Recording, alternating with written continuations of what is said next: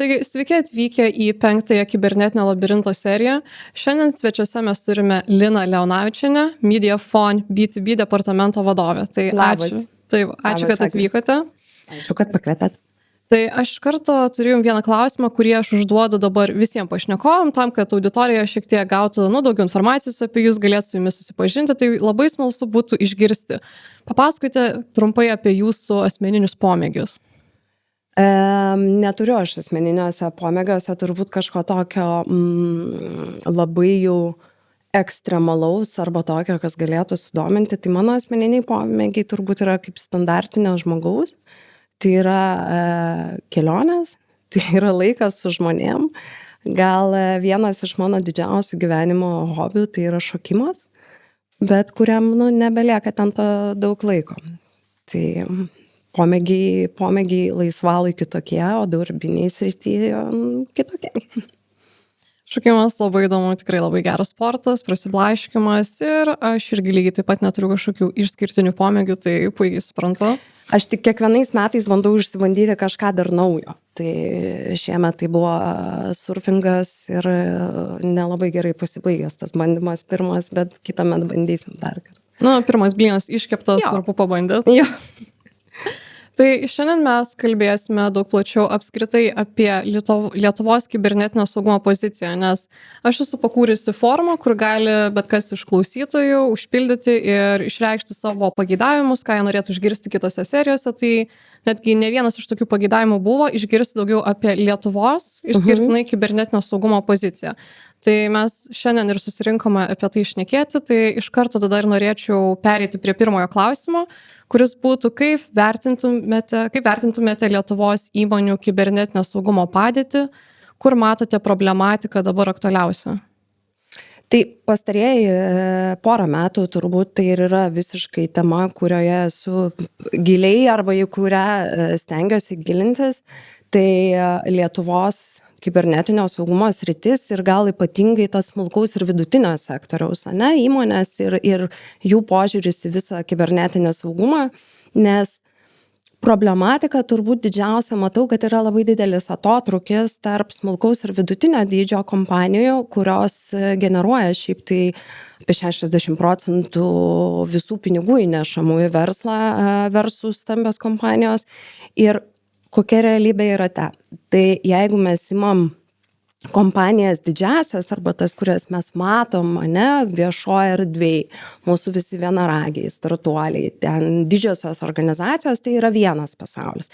Bet tas kitas pasaulis yra tas smulkus vidutinis verslas, kuris gyvena šiek tiek kitaip. Ypatingai atsižvelgiant į kibernetinio saugumo sritį, į IT brandos lygį.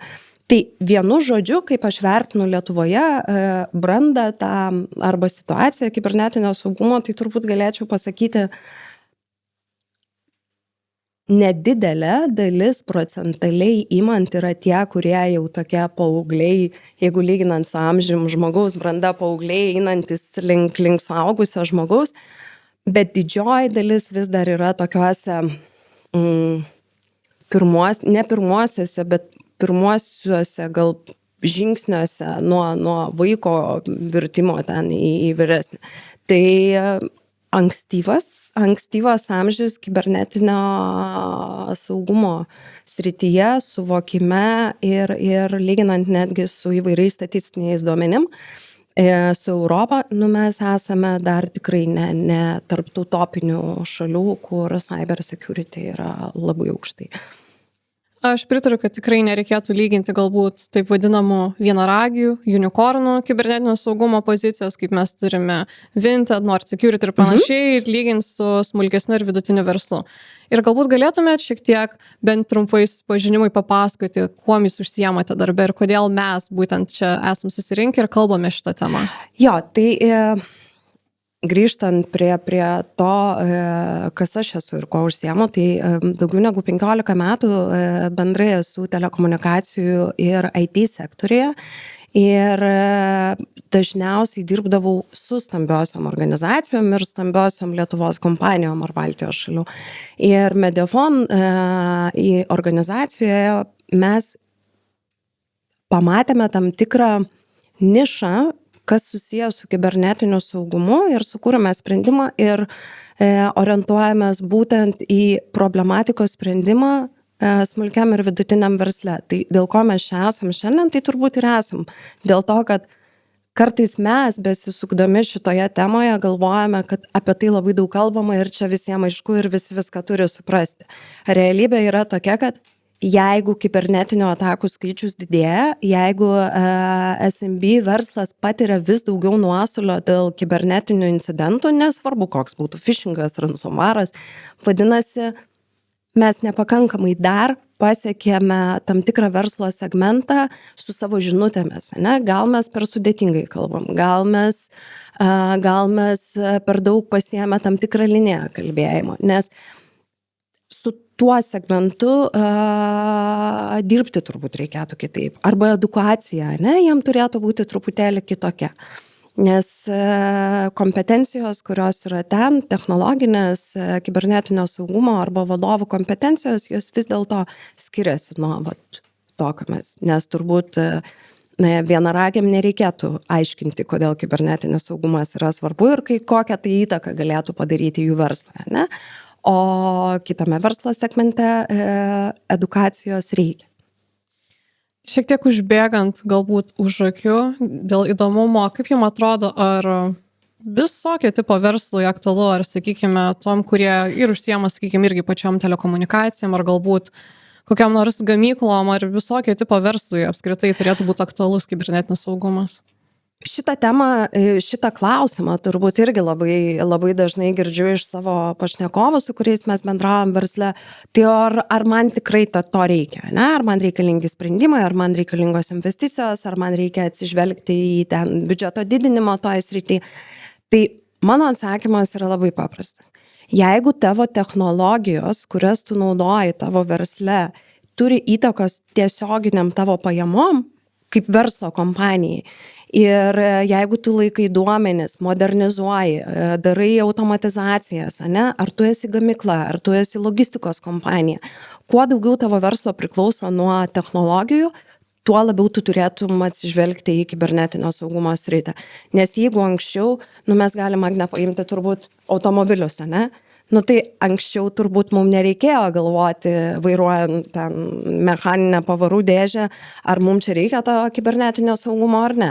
Dabar mes vairuojam elektromobilius, ne? Arba, nežinau, einam link autonominių automobilių. Pilotai skraido su pilnai automatizuotais lėktuvų sistemomis. Tai ar tai yra svarbu? Taip. Jeigu tu esi medelynas, kuris augina medelius ir pardavinėja, tai ne, turbūt ne, tada ne. Tai ne kiekvienam, bet tikrai manau daugumai. Bet jeigu, sakykime, yra tas pats medelynas ar, sakykime, vaikų darželis, tačiau jie turi savo asmeninį tinklapį, kur yra registruoti vartotojai ir panašiai, tai turbūt tada jau reikėtų susirūpinti, kad nebūtų duomenų nutekėjimo. Taip, paprasčiausiai pavyzdys. Čia yra tai, ką mes turbūt jau patyrėme prieš, dabar neatsimenu, kai buvo GDPR-as, kas yra susijęs su duomenų apsauga. Tai taip, tokiu atveju, nežinau, darželis su vaikų informacija, nuotraukomis, tėvų asmeninė informacija, jie turėtų rūpintis tą dalim. Bet tai nėra tiek svarbu, kiek kompanijos, kurios turi visas ERP sistemas, kurių tiekimo grandinės susijusios su technologijom, dokumento valdymo sistemom. Tai. Tikrai taip, bet kažkaip vis dar išlenda visokie incidentai ar dar kokie nors įvykiai parodo, kad tikrai ne visos įmonės vis tiek laikosi tų rekomendacijų ir nuostatų, bet dar galėsime apie tai plačiau pašnekėti. Tačiau dar noriu trumpai sugrįžti prie temos grynai apie smulkų ir vidutinį verslą. Tai klausimas jums būtų, kur matote didžiausias pilkas zonas arba nuostatas versluose, kalbant apie kibernetinį saugumą stambiame, lyginant su smulkiu arba vidutiniu verslu? Tai pagrindinė pilkoji zona turbūt yra vadovų suvokimas ir vadovų IT brandos lygis, tiek organizacijos valdybose, tiek pačių kompanijų savininkų, akcininkų vadovų, nes vis dėlto jų fokusas tikėtina natūraliai visuomet yra uždirbti kompanijai pelną, ne? Kai ateina IT departamentų vadovai, ypatingai vėl smulkiam ir vidutiniam versle versus stambiam versle.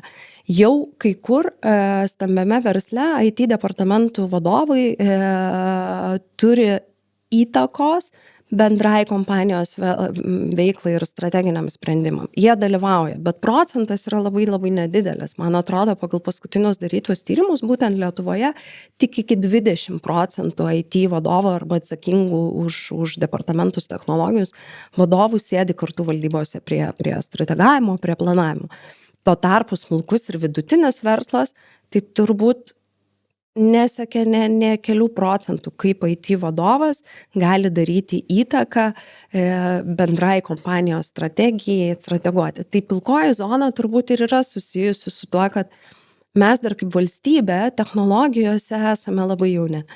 Ir mūsų vadovai arba IT vadovai lygiai taip pat tam tikruose sektoriuose, jiems tiesiog ne dėl to, kad jie nenorėjo arba dėl to, kad jie negavus, per mažai laiko dar praėjo, kad visiems tas būtų toksai bendras suvokimas, kaip reikia atsižvelgti technologijas. Tai susiję ir su mūsų. Tai čia turbūt. Tai edukacija, vadovo IT brandos lygis ir suvokimas ir biudžeto skirimas, kas irgi yra labai dažna ir reali situacija.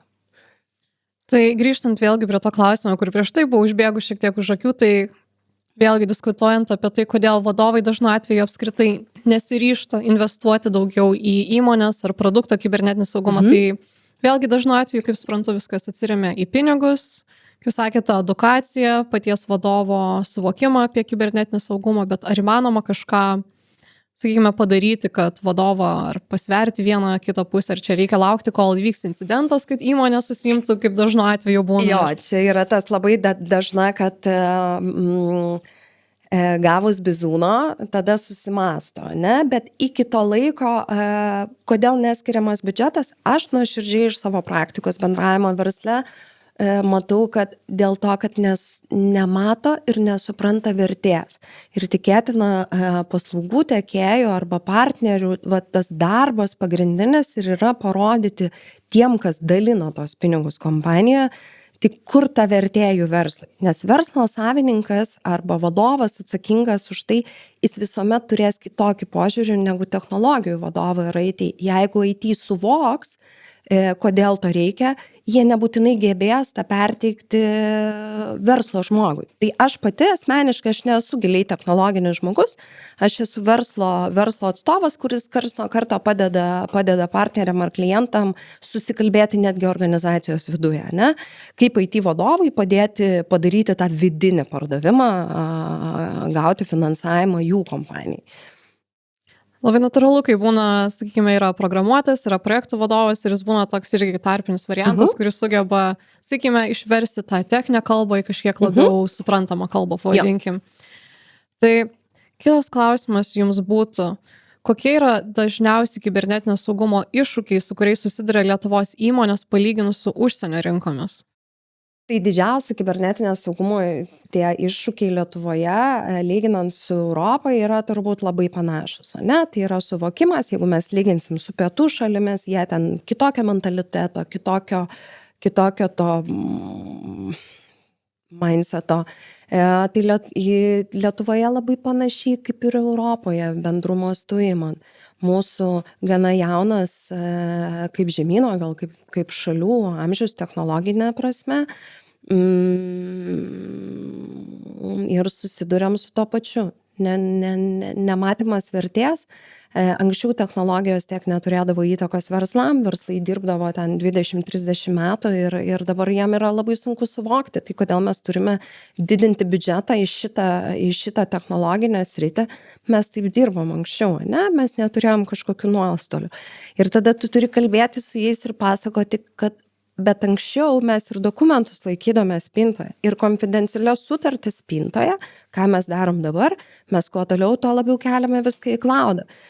Ta pati cloudo situacija debesijos paslaugų prieš 8-9 metus tam pačiam Lietuvos verslui dar vis tai buvo labai nesaugus produktas arba paslauga, nes tu nesupranti, kaip tu savo duomenis iškelsi, ne čia laikysi ofise spintoje kažkur serveriuose, nesinaudosi kolokacijos paslauga ten duomenų centruose, bet tu iškelsi kažkur.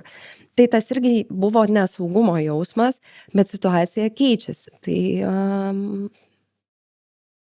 Tačiau kalbant, sakykime, Lietuvos kibernetinio saugumo pozicija yra ne tokia stipri kaip kai kurių kitų šalių palyginus, tačiau ką realiai galima būtų padaryti? Ar reikėtų padaryti daugiau, sakykime, studijų programų, ar daugiau kursų reikėtų, ar tiesiog apskritai daugiau programų, kad šviesti visuomenę, ar kaip būtų galima kelti tą kibernetinio saugumo lygį šalyje? Žinai, Agne, aš manau, kad tas natūraliai jau šiek tiek keisis, nes mes turime direktyvas įvairias, kurios ateina, ne, tai jos paskatina ES, bet jos kol kas labiau veikia kaip, vėlgi, nemažą dalį kompanijų tai veikia labiau kaip bizūnas, kur reikės padaryti. Mano manymu, mes visi turėtumėm labiau kalbėti ir eskaluoti, kad nereikia tik direktyvomis vadovautis arba ten, nežinau, ribojimais kažkokiais arba nurodymais, bet kad tu realiai suvoktum. Tai ko reikia, man atrodo, kad mes pakankamai daug, kai sakau mes, turime visi paslaugų tiekėjai, kūrėjai, kurie kibernetinio saugumo sprendimus teikia, ar tai būtų programinė įranga ar dar kažkas, mes, man atrodo, kalbame labai daug. Gal paskatintų viešumas ir didesnis viešumas ir kalbėjimas apie realius kibernetinius incidentus ir kompanijų nuostolius, kas vėlgi iki dabar mes neturime labai daug oficialių. Mes turime prieš vos net 10 mečius įvykusius atvejus, kuriuos prisimena, bet ar mes turime daug informacijos apie naujus įvykius? Ne, nes organizacijos nenori apie tai skelbti. Tai aš manau, kad įsigaliojus direktyvai, kuomet tam tikra verslo arba viešojo sektoriaus dalis bus įpareigota skelbti apie incidentus, ne? Gal mes tada to viešumo sulauksim daugiau. Gal tada mes pradėsime labiau matyti, jeigu kito kaimyno namas degė, tai gal vis dėlto gali degti man, gal aš neteisingai mąsčiau apie tai, kad negali. Nes ta nuostata vis dar gai, kad man to neatsitiks ir vėlgi, kai aš tą sakau, man atrodo, mes visi rinkoje apie tai kalbame, kad gali tau atsitikti ir atsitinka ir tarpusavio bendravime verslai kalbasi apie tai, kas kartais nutiko, ne? Bet tai yra uždaruose tam tikruose rateliuose ir daro po truputį tam tikrus sprendimus. Tai atsakant į tavo klausimą, ar būtų kažkoks viena priemonė, tai man atrodo realių pavyzdžių pateikimas viešoje erdvėje. Ir va tokie dalykai kaip tavo tinklalaidė, kuri yra irgi labai geras dalykas, kai tu neformaliai gali bendrauti apie tas situacijas kibernetinio būtent saugumo. Ačiū labai, iš tikrai palėtėte įdomų momentą, kad visgi įvyksta incidentų, daug daugiau negu mes žinome, tiesiog jie plačiai nėra viešinami, nežinoma, įmonės nenori, kad visi plačiai žinotų, nebent jie yra priversti klientam pranešti, kad nutiko duomenų nutekėjimas ir panašiai, bet stengiamas, jeigu yra tokia galimybė, nutylėti iš esmės. Tikrai taip, ir tai yra normalu, nes jeigu tu esi tam tikro, nežinau, tikrai yra organizacijų, kurios viešoji, iš viešo požiūrio atrodo labai solidžios, labai ilgametę patirtį turintis versle. Jų klientai yra dideli.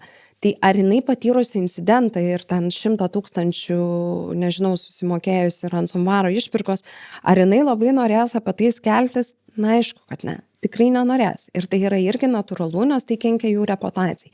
Sudėtingiausia, kalbant su verslo atstovais arba savininkais, būna įvardinti tą reputacinę žalos dydį pinigais, ne? Nes tu jam turi rizikų vertinimas, kuomet tu su jais kalbė apie investicijas versus rizikų vertinimas. Turi būti pamatuojamas pinigai. Tai gamybiniai įmoniai tą labai lengva pamatuoti. Jeigu gamybinės įmonės gamyba, nežinau, automatizuotos staklės sustoja, pavyzdžiui, 4 valandom, tai jie gali įsivertinti, kiek jam tai kainuos per užsakovų baudas, per logistikos baudavimus ir tie labai lengvai gali įsivertinti. Bet kaip, pavyzdžiui, įsivertinti reputacinę žalą ir kur, vėlgi tas mano kasdienybė, bet tavo gali nukentėti reputacija. kas yra natūralu, ne? Tavęs gali atsisakyti tam tikri partneriai arba tavo klientai, nes jiem yra galbūt svarbu jų konfidencialios informacijos turėjimas. Ir tada nežinai, kaip įvertinti. Ir atrodo, mes turėjom tos 2 pavyzdžius, prieš 10 metų, tuo metu pakilo tas bumas kalbėjimo ir investicijų arba mąstymo ir jisai vėl prislovo. Tai jo, manau, kad viešumas daugiausiai bus. Taip, ta reputacinė žala yra, taip sakant, neapčiuopiama, bet jinai tikrai turi milžinišką reikšmę ir netgi aš, kadangi dirbau automobilių kibernetinio saugumo srityje, tai pagal tokį ISO 21434 standartą, tai yra netgi diktuojama, kad yra safety, tai saugumo, financial su finansais, operational, tai su funkcijom iš esmės ir privacy, tai kas susijęs su konfidencialumu yra tokie kaip 4 punktai, pagal ką vertinama iš esmės žala kokia nors kibernetinio saugumo incidento susijusio su automobiliu. Čia tiesiog vienas iš vertinimo kriterijų, tiksliau šitie 4. Ir aš papildomai, kai kartais turėdavau pravesti tokius kaip mokymus šią temą, tai visada papildomai pridėdavau reputaciją, nes vėlgi tai yra kažkas neapčiuopiama, negalima tai paimti pagal kriterijus objektyviai įvertinti, bet tai tikrai turi milžinišką reikšmę ir dar dėl to tai būna savotiška paskata įmonėm nutilėti, nes, faktas. Taip, tai sakau, čia yra tas toksai kaip ir dedamoji, apie kurią kaip ir mes turbūt suvokiam, bet kurią sunku įvertinti ir vėlgi, verslas žiūrint Lietuvoje, jie skaičiuoja tos pinigus, jie žiūri, kaip ten jiem suvaldyti pinigų srautus ir jie vertinasi tas rizikas, bet vėlgi čia yra tas pats, kas mum kaip, privatiem asmenim, bet kuriam iš mūsų kažkada mūsų tėvam turbūt draustis būstą neatrodė natūralu, ne? Dabar turbūt mes kiekvienas apsidraudžiam būstą. Kasko draudimai automobiliuose, irgi nebuvo toksai labai jau dalykas, kurį įsigydavo kiekvienas žmogus. Dabar jau tai irgi tampa natūralu. Sveikatos draudimai įvairūs, ne? Tai kibernetinio saugumo tam tikros paslaugos, jos ir yra, čia turbūt pakartosiu kolegų rinkoje žodžius, tai yra kaip draudiminė tam tikra paslauga, kur mums reikia laiko, kad suvoktumėm, kad tai yra default paslauga, norint funkcionuoti ir veikti ir valdyti rizikas. Ir tikrai yra tokių pavyzdžių, kur, sakykime, kokia nors įmonė pabando sutaupyti vienoje vietoje, kas susijęs su kibernetiniu saugumu, bet tada tenka sumokėti daug didesnę kainą. Turiu tokį kaip pusiau tinkamą pavyzdį, tai yra plačiai žinomas, garsiai nuskambėjęs Kia ir Hyundai incidentas, kai jie, tariamai dėl pinigų, dėl taupumo nusprendė į automobilius nedėti immobilizerio ir dėl to buvo galima tiesiog su USB rakteliu įkišti vienoje vietoj prie vairo ir tada užsivesti automobilį ir nuvažiuoti su juo. Tai tariamai jie norėjo sutaupyti, bet po to teko sumokėti daug didesnę kainą, nes labai daug draudimo įmonių pakėlė kainas, tada buvo didelis teismas ir turėjo sumokėti, jeigu neklystu, apie 200 milijonų baudą.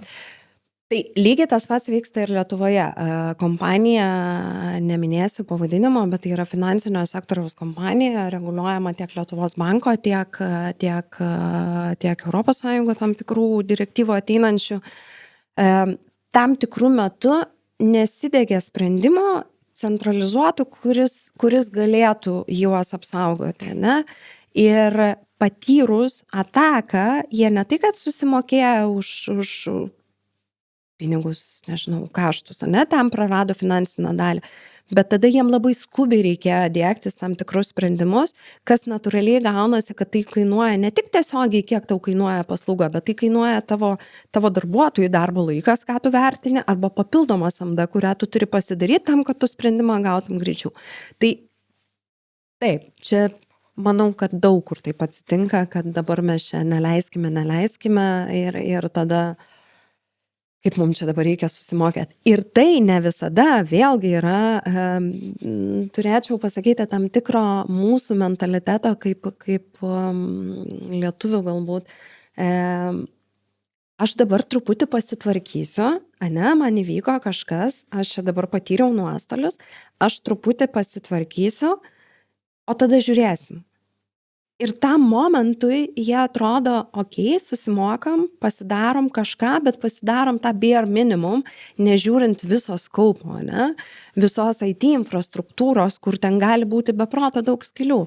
Ir kai tu kalbi su verslais ir klausi, o tai jūs tikrinatės kažkokiais įrankiais serverių pažeidžiamumus savo, ne? Kur, nežinau, zero day gali būti, bet kada dar ne. Ir tu tada supranti, o žinot, tai pas mus viskas gerai. O kaip jūs galite žinoti, kad pas jūs viskas gerai, jeigu jūs nežinote, kas vyksta realiai. Ir tada gaunasi toksai susimąstymas, okei, nu tai gal reikia pasitikrinti. Ir tada, kai patikrini, paleidžius kažkokius tai testus, tu matai, kad pas tave managemento serveryje skylės, ne, kažkokios tai svarbus, kur beproto jautri informacija. Dar kažkur. Ir kas būna blogiausia, kai atsakingi už IT žmonės sako, tai čia nieko tokio. Nu, chromo pažeidžiamumas, kurį ten naudoja pas mus ten darbuotojai chromoje, ne? Čia nieko baisaus, tai kas čia gali atsitikti. Tik kai tą kalba už IT atsakingi žmonės, tai yra tai, apie ką aš sakiau. IT brandos lygis ir suvokimas, tai kur čia yra. Bet gal tai gali būti šiek tiek ir kaip vidinis įmonės kultūros minusas, kai galbūt tokia yra vidinė kultūra, kur iš esmės, nu, ir daromas bare minimum ir kad kol, sakykime, neraudonuoja viskas, tol kaip ir viskas tvarkoja ir nereikia imtis jokių veiksmų. Aš tai matau už IT atsakingų žmonių irgi, ką jie sako, mums neduoda biudžeto. Ką sako vadovai kompanijų, kurie arba žmogus, kuris dalino tos pinigus, tai aš nesuprantu, kam to reikia. Tai čia ir yra tas nesusikalbėjimas kompanijos viduj, yra tam tikros galbūt baimės, ne? Nes jeigu tu reikalausi, nors IT vadovo pozicija šiuolaikinėje organizacijoje, jinai nėra tik tais vykdytojo rolė.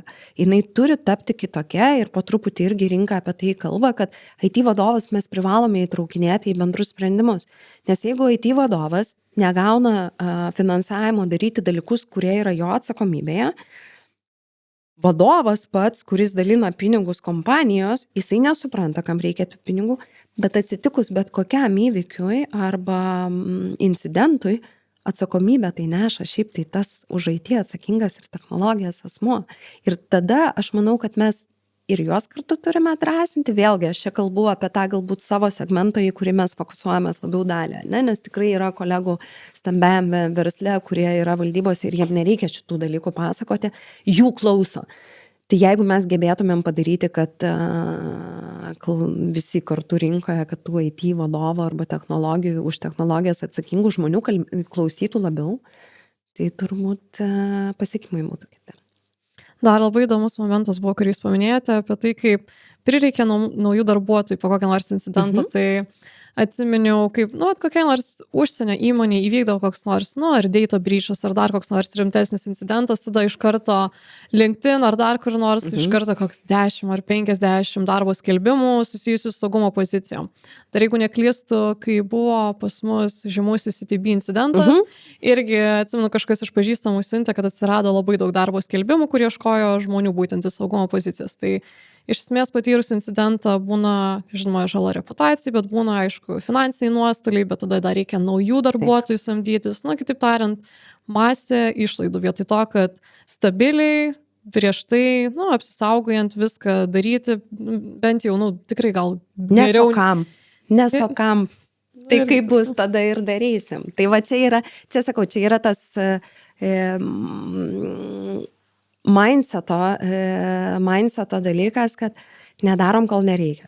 Bet iš verslo pusės, gal man irgi lengva kalbėti, kai aš nesu verslo savininkė, ne?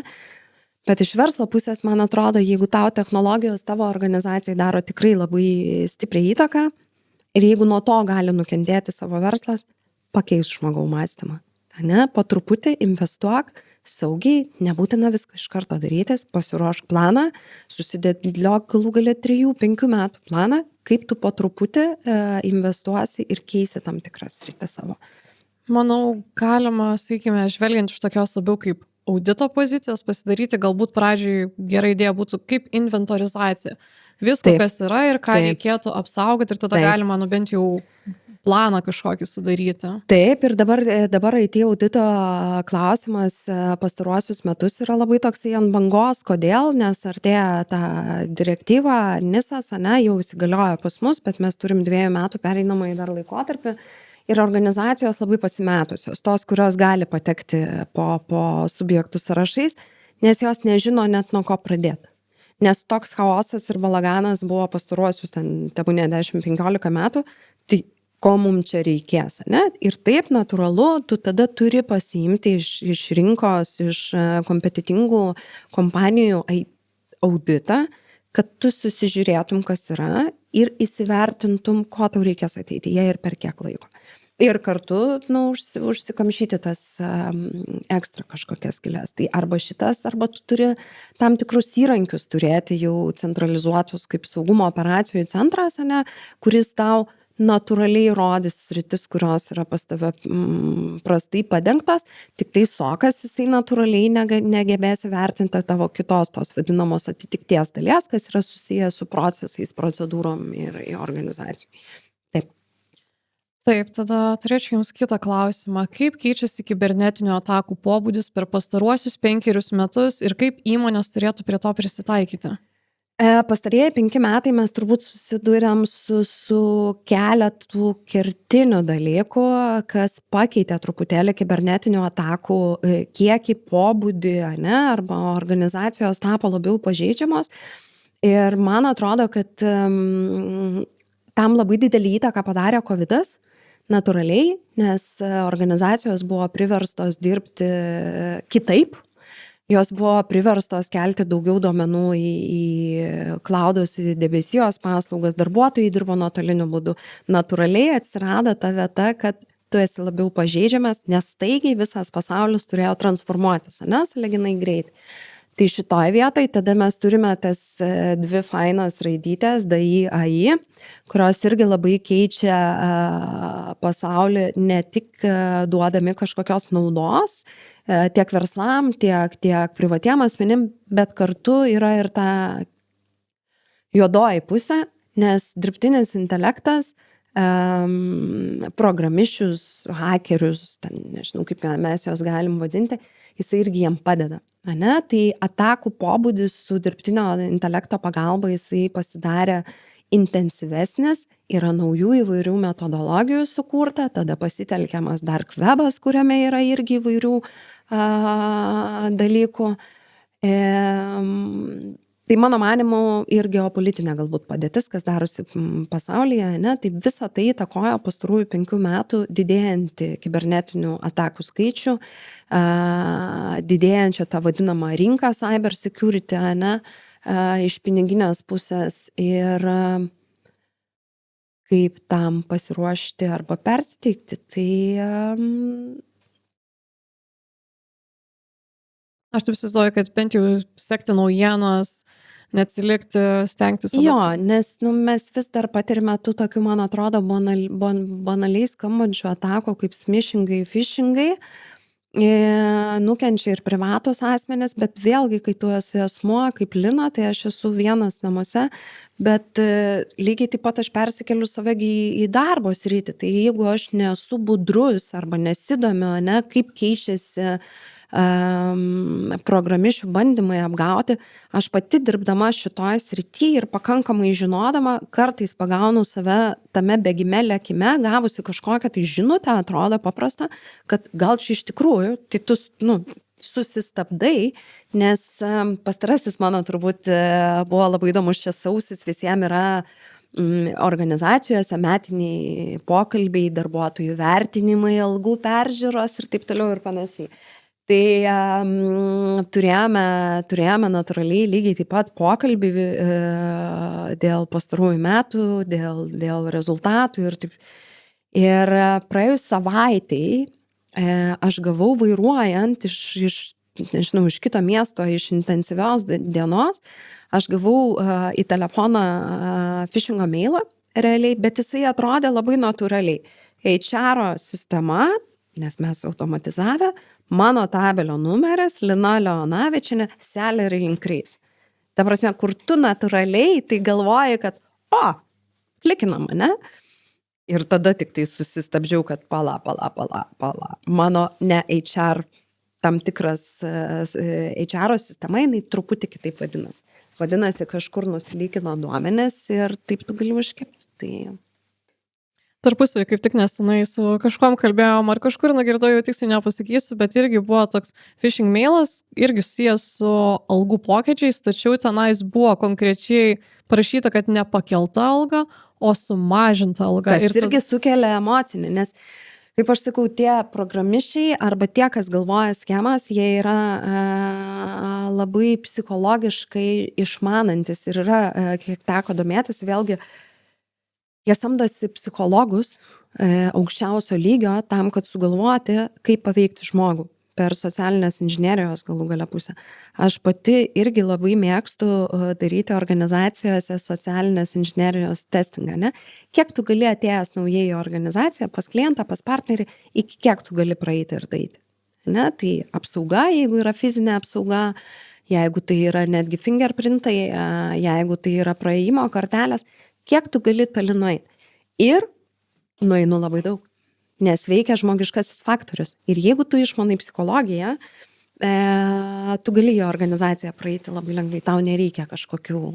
Tu pasakai keletą frazių, žmonės linkia pasitikėti arba tokie apatiški šiek tiek, ne, tu paprašysi valytojos leisti, nes aš einu pas direktorių, va turiu jo numerį, sustarusi ir tu praeini. Tikrai tiesa, ir dar kažkada, kai senai gal prieš 4 metus mokiausi vienam sertifikatui, ten netgi buvo išskirti kaip kriterijai to, kokią emociją siekia, sakykime, sužadinti tie programišiai ir hakeriai. Tai viena iš jų ten, jei gerai atsimenu, baimė, kita, tokia, kuri šaukianti greitesnė reakcija, kur, sakykime, algos sumažinimas. Taip, kaip pavyzdį. Jo, arba kažkas apsimeta, sakykime, vadovo ar ten aukščiausių direktorių ir parašo tau žinutę, kad va, reikia greitai, kad atstatytum man 2 faktorių autentifikaciją, nes negaliu prisijungti, o man čia tuoj svarbus skambutis, tai toks, kur stresinė situacija iššaukia, kad tu neturi laiko net pamastyti. Tai ten netgi yra skirstama pagal šitus tokios kaip emocinės reakcijos kriterijus. Tai iš tiesų ten tikrai įdedama daug darbo. Taip, ir mes netgi, organizacijos viena iš veiklų yra tas saugumo operacijų centro paslauga.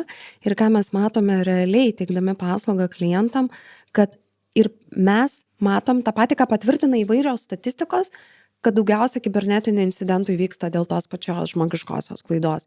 Tai jeigu žmogus, kompanijos darbuotojas per savaitę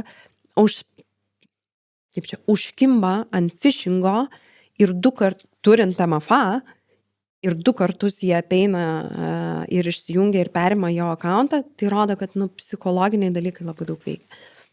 Tai vėlgi atrodo, mes kalbam apie tai ir atakų pobūdis ir skaičius, jeigu 80-90% įvyksta dėl žmogiškosios kažkokios klaidos, tai yra pakankamai didelis. Nes technologiškai įrankių yra prikurta tikrai labai daug, ne? XDR-ai, EDR-ai, SOAR-ai yra labai daug, kad tu gali susistatyti, bet dar turbūt niekas nesukūrė įrankio, kuris mums čia kaip čipas įlįstų į galvą ir būtų 100% arba bent jau 90%, kad mūsų neįveiks. Tai jo, žmogus yra gyva būtybė ir taip.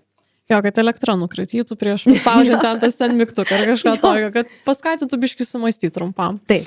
Tai jūs buvot pateikusi vieną pavyzdį, įmonės neminėdavo pavadinimo, tai turiu susijusi klausimą, galbūt galėtumėte papasakoti kokį nors dar kitą konkretų atvejį, kai įmonės vadovybė priėmė netinkamą sprendimą dėl kibernetinio saugumo ir vėliau teko imtis papildomų veiksmų ieškant sprendimo. Vieno konkretaus aš nepateiksiu, dėl to, kad negaliu išskirti, bet galbūt pabandysiu susisteminti, ne? Tai įmonių priimti sprendimai labai dažnai yra susiję su tuo, kad mes dabar kažko nesidarykim. Bet bendrai įmant, ne tokį paveikslą. Mes dabar nesidarykim, neinvestuokim, kaip pavyzdys. Mums nereikalingas ten kibernetinio saugumo operacijų centro paslauga, nes mes turime Microsoft'o tam tikrus ten licenzijas, ane, pas mus stovi serveriuose irgi kažkokia apsauga, mūsų ugniasienės naujausios, mes dabar čia ką tik investavome, čia pirkome ir neimkime soko.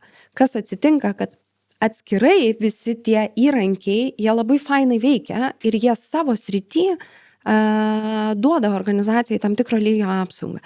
Bet jeigu tu neturi kažkokio centralizuoto įrankio, kurį tau galbūt siūlė, nes tavo infrastruktūra labai didelė, darbuotojų organizacijoje nėra pakankamai, kad proaktyvus vyktų stebėjimas, tai tu neinvestuodamas į šitą, tu turi būti pasiruošęs ir kaip realiai vyksta tik gaisrų užgesinimui, ne? Tai turbūt ir yra bendrai organizacijose netinkamai priimti sprendimai yra per siauras matymas, kaip reikėtų susitvarkyti cyber security dalį.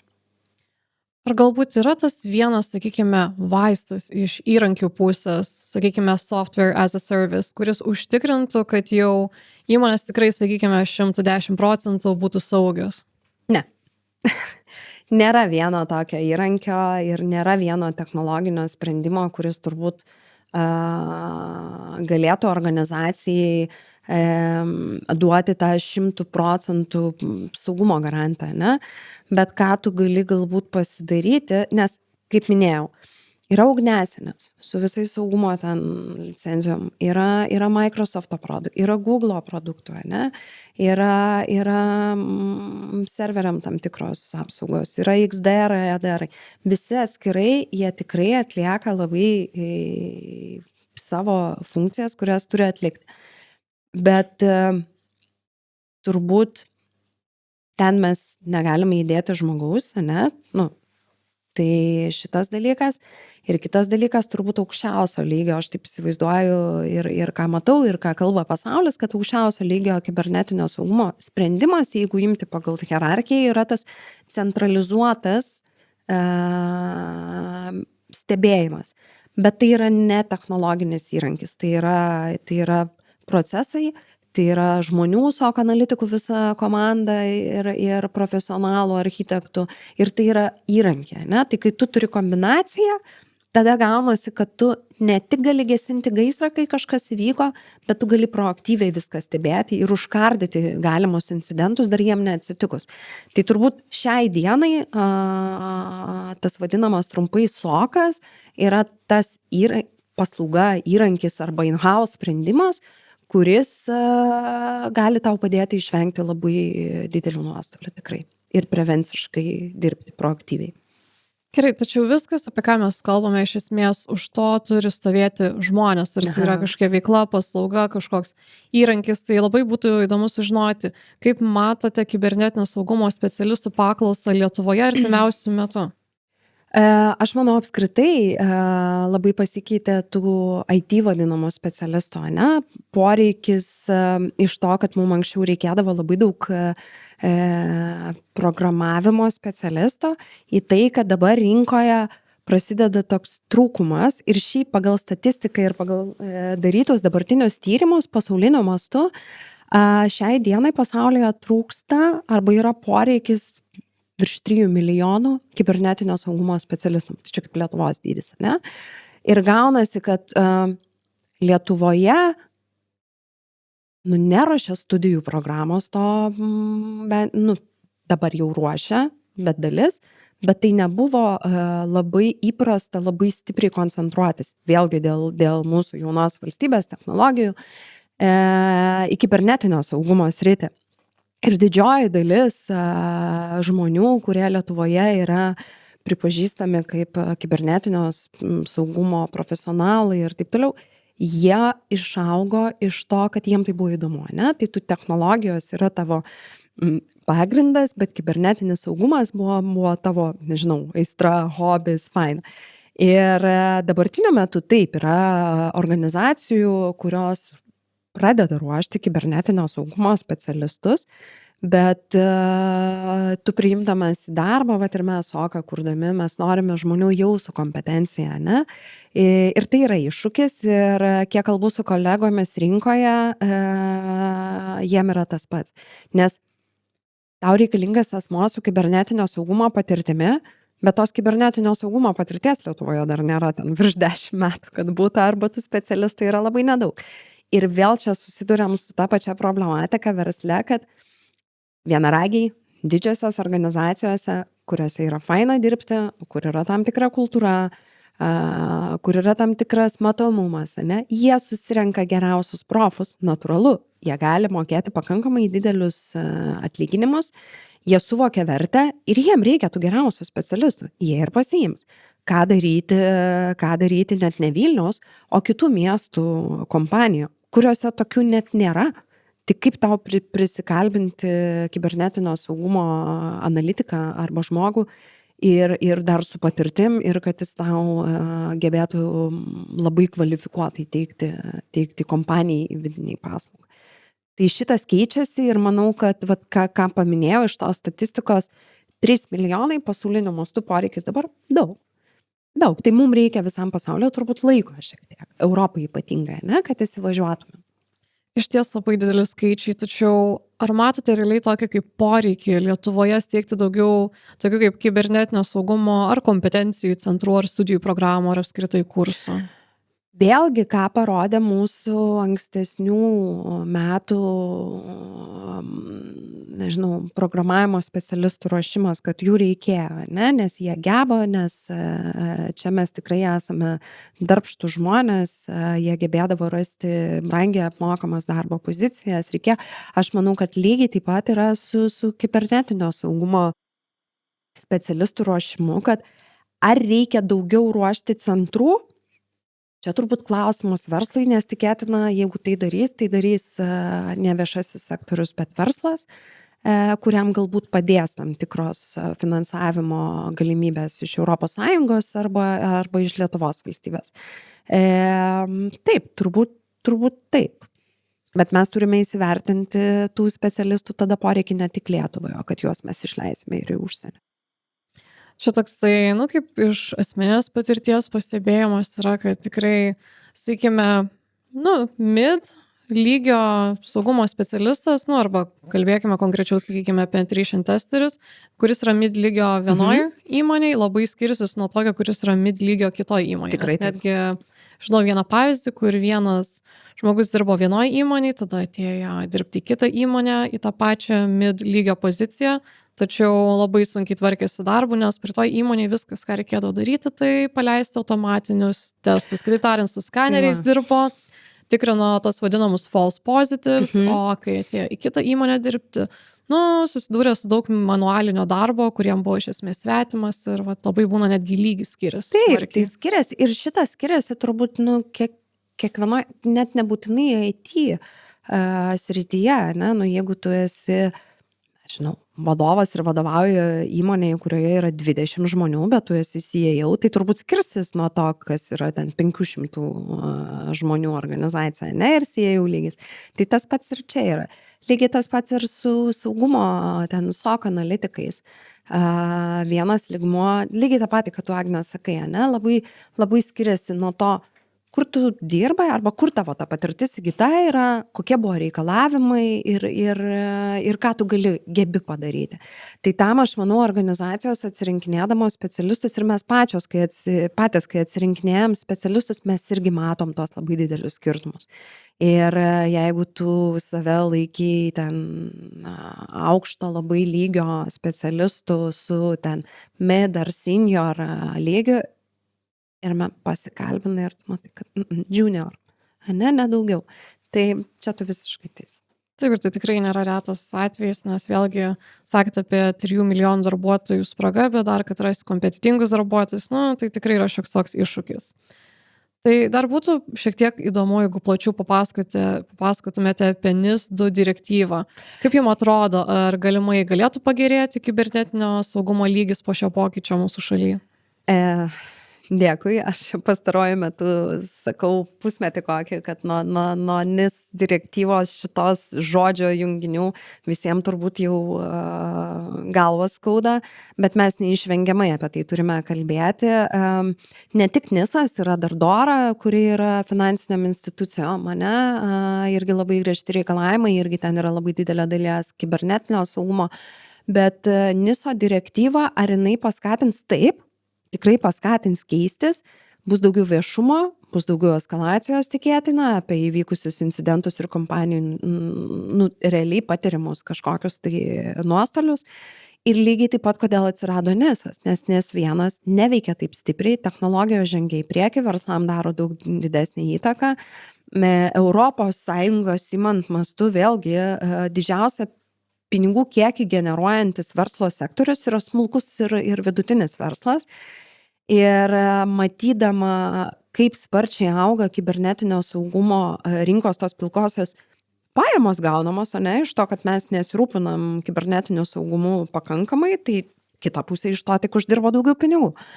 Tai direktyvos padės, nes jos tiesiog įpareigos. Ir aš manau, kad turi praeiti kažkiek laiko, kol įvyks kažkokie matomi viešai incidentai didžiosiam organizatoriam, nes Lietuvoje dar tik 2000 įmonių pagal pirminę etapą pateks po subjektais sąrašų, vėliau gal likusios kitos. Bet kitos organizacijos, kurios ir nepatenka, ir ką aš girdžiu versle, mes nepatenkam po direktyvą, man negalioja. Ir tu tada sakai, bet tavo stambiausi užsakovai ir klientai yra ta ir ta organizacija, kuri patenka po tą direktyvą ir per tiekimo grandinės valdymo sritį, kurią kibernetinio saugumo įstatymas irgi apibrėžia, tu būsi įtrauktas. Tai tiesiogiai tau negalios, bet jeigu tu nori dirbti su stambiais vardais, jeigu tavo klientai yra organizacijos, kuriom galioja direktyva, jos ateis ir paprašys tavęs. Tai parodyk, kaip tu tvarkai mūsų duomenis, parodyk, kokia yra tavo kibernetinio saugumo temperatūra arba koks yra lygmuo. Tai manau, kad taip. Tai tikrai labai įdomu, kad mes vis girdim, kaip kažkas nori, sakykime, nusiplauti, arba kad didžiausia paskata yra bizūnas tik tais. Ne, tai aš sakau, direktyva yra direktyva, jos nereikia bijoti, jai reikia ruoštis, padaryti tai, kas ten yra reikalavimai ir suvokti, kad nuo to tik tau pačiai kaip organizacijai bus geriau. Bet reikia truputį ir plačiau mąstyti, nes vėlgi pasikartosiu. Jeigu tavo pagrindinis pinigų generatorius versle yra stambieji vardai, kuriems svarbu kibernetinis saugumas, kurios galbūt reguliuoja gerai NISas, DORA arba šiaip jiem yra svarbu, tai tu tada pasižiūrėk per tą pusę. Tai vadinasi, tau reikia kažkiek ruoštis. Taip reikia. Mes turėjome labai daug skambių žodžių, tai iš esmės mes kalbėjom apie darbuotojus, apie visokias kibernetinės atakas, apie finansinius nuostolius. Tačiau vėlgi, kaip iš verslo pusės įmonėm labiausiai apsimoka elgtis tokioj situacijai? Sakykime, yra CISO as a service. Ar geriau būtų samdytis CISO iš esmės iš išorės ar viduje įmonės turėti, nes yra tam tikrų pliusų ir minusų abiem atvejais, kaip įsivaizduoju. Čia lygiai tas pats, kas turbūt ar CISO as a service, ar ISO as a service, arba, nežinau, IT vadovas CTO as a service, gali būti, arba tas pats SOC as a service, saugumo operacijų centras. Ar in-house darytis pas save organizacijų, ar samdytis. Tai čia irgi yra labai didelis skirtumas tarp verslo segmentų. Didžiosios ar stambus verslas natūraliai pagal savo finansinės galimybės ir dydį, jiems CISO kaip paslauga labiau visapusiškai efektyviau yra turėti pas save viduje, organizacijos. Tačiau CISO asmenų vėlgi Lietuvoje nėra tiek, kad jie padengtų pilnai visą poreikį ir dar tas poreikis augs, ateina ir auga, nes gauname skambučių, užklausų, verslo partneriai, bičiuliai, klientai, tiekėjai, gal jūs žinot kažką, ne? Tai mažesniem organizacijom, skaičiuojančiom biudžetus vėlgi, arba neturinčiom labai didelės apimties IT infrastruktūros arba įtakos, jiem finansiškai labai skausminga turėti CISO pas save viduje organizacijos. Kodėl? Nes tai yra brangi pareigybė. ane, ir ten atlyginimo rėžis sviruoja irgi turbūt nuo 3 iki ten 7 tūkstančių į rankas, priklausomai nuo organizacijos dydžio. Tai tokiu atveju yra geriau rinktis paslaugą iš išorę, gauti kompetitingą komandą netgi, ne? Vieną pagrindinę asmenį ir visą komandą, kuri gebės tau už adekvačią pinigų sumą sutvarkyti tau visą tą vadinamą atitikties dalį ir patarti, kaip tu turi darytis. Tau pabūti tuo, nubraižyti žemėlapį, kur tu turėsi važiuoti, kad pasiektum tikslą. Tai mažom organizacijom, vidutinio dydžio organizacijom aš samdyčiausi iš išorės, atsirinkus tikrai profesionalius kokius nors partnerius. Lietuvoje mes jų tikrai turime kompanijų, kurios tą teikia ir yra žinomi vardai ir jiem tie modeliai yra pasiteisinę. Jeigu aš būčiau didelė organizacija, aš tikrai ieškočiausi kolegos į kompanijos vidų, kad jo visas laikas būtų skirtas tik tais tam. Bet dar kas kartais būna, kad, aš žinau, jeigu tu esi vėlgi 20-30 žmonių startupas, fintechas, tabune, ne, tau reikia CISO ir jeigu tu nusisamdysi žmogų pas save į organizacijos vidų, tu kartais net nežinai, ar tu jam užtikrinsi pakankamai darbo ir kiek tu jį gebėsi išlaikyti. Tai čia toksai, kiekvienu atveju reikia žiūrėti per organizacijos veiklos prizmę ir kas jam labiau. Bet šiek tiek įdomu man asmeniškai iš laiko perspektyvos, sakykime, pasamdomos CISO iš išorės, tada jisai pabūna, sakykime, per mėnesį atlieka savo darbą ir tada viskas, ar kas tai CISO, 2 metus? Ne, CISO veikia truputėlį kitaip. Dažniausiai, kuomet yra perkama paslauga iš išorės, CISO as a service yra sutariama tam tikra darbų apimtis. Ne? Tai CISO nėra vienkartinė paslauga. CISO yra aukščiausio lygio vadovų irgi kabinete sėdintis asmuo, kuris tau dėlioja strategiją, kaip tavo organizacija turi atrodyti, pavyzdžiui, po 3-5 metų, atsižvelgiant iš informacinės saugos perspektyvos, iš kibernetinio saugumo, iš technologinių įrankių. Tai tu jį gali metam nusisamdyti po 20 valandų į mėnesį, kaip pavyzdys. Ir galutinis tikslas gali būti, mes norim, nežinau, sertifikuotas ISO 27001, arba mes norime atitikti visus DORA reikalavimus, ne, ir negauti baudų ir kažkokių tai ten nuostolių nepatirti. Tai tokiu atveju tu tą asmenį nusisamdai tam tikram valandų kiekiui ir darbų apimčiai. Kas yra labai svarbu, susitarti iš anksto su paslaugos tiekėju, koks yra galutinis tikslas, kokia yra darbų apimtis ir atsakomybių ribas. Nes čia irgi labai dažnu atveju būna nesusikalbėjimas ir lūkesčių nesuvaldymas. Ne? Tai CISO pareigybė arba ISO pareigybė, čia yra 2 skirtingos, bet kaip ir bet kur versle, lūkesčių susivienodinimas. Labai aiškiai komunikuoti, labai aiškiai kalbėti, kokios funkcijos, kur atsakomybių ribos yra, kur nėra atsakomybių ribos ir ką konkrečiai organizacija įsivaizduoja, kad tas CISO turi daryti. Nes jeigu organizacija įsivaizduos, kad pasisamdžius CISO brangų iš išorės, tu nebeturi turėti IT vadovą, tai yra visiškai kvailas požiūris. Einant šiek tiek jau link pabaigos ir labiau apibendrinant, kokius galėtumėt pateikti tokius, sakykime, esminius kibernetinio saugumo patarimus vidutinio ir mažaus verslo? Irgi čia turbūt pasikartosim jau tą, ką šnekėjom, bet patarimai mano būtų tokie. Nebegalvokite, kad jūsų niekas nenulauš ir jūs neįdomus, nes jūs esat smulkus verslas ar vidutinis verslas ir už 20 metų uždirbinėjat pelną neinvestuodami. Šitą turite pamiršti. Atsisėskite, apsidairykite, pasižiūrėkite, kiek technologijų atsirado pas jūs per tos 20 metų jūsų versle ir jūsų organizacijai. Ir kokią jos įtaką gali padaryti, kad jūs tiesiog sustotumėt veikti. Ypatingai, jeigu jūs esate smulkus arba vidutinis verslas. Kitas dalykas, edukuokit savo darbuotojus. edukuokit ir netraktuokit kibernetinio saugumo srities kaip tokios nereikalingos arba padarykime mokymus vieną kartą į metus, ne? Online paleiskime. Patys nuo savęs kelkite savo kibernetinio saugumo sritį kaip labai svarbi. Nes viskas prasideda nuo organizacijų vadovo, ne? Tai šitas ir kalbėkite su savo organizacijų gal vadovam žinutę, kalbėkite su savo IT vadovais, jeigu negalite kalbėti su savo IT vadovais ir technologijų vadovais, Lietuvoje mes esam labai mažas kraštas. Konsultuokite su kitomis organizacijom, nežinau, pasikvieskite susitikimus, pasidarykite tam tikras apžvalgas savo kompanijos iš IT srities. Bet jeigu turite IT ar technologijų vadovą, kurio pasitikit, tai atsižvelkite tai, ką jis jums sako.